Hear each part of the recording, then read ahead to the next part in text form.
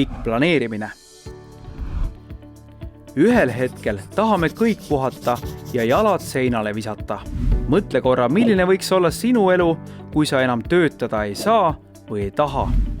Kas reisid, teed sporti, naudid meelelahutust, viid lapselapsi kinno, spaasse ja loomaaeda.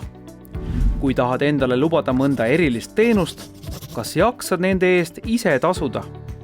Et hoida peale tööelu lõppu sarnast elustiili, nagu sul on töötamise ajal või nagu kujutlesid just hetk tagasi ette, tuleb juba täna hakata mõtlema pensionile ning sellele, kas riigi poolt pakutavast jätkub sinu vajaduste tarbeks piisavalt.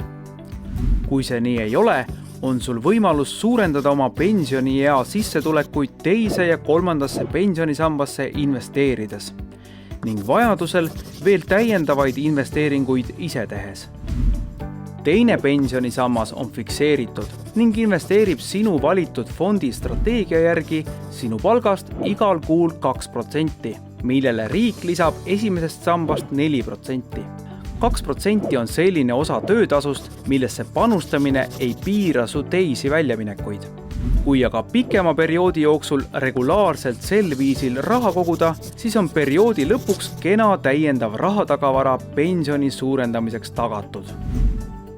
Lisavõimalus on liituda kolmanda sambaga ehk kasutada maksusoodustusega investeerimisvõimalust. Tulumaksu saad järgmise tuludeklaratsiooniga tagasi kõikidelt sissemaksetelt, mis ei ületa 15% sinu aastapalgast või kokku 6000 eurot.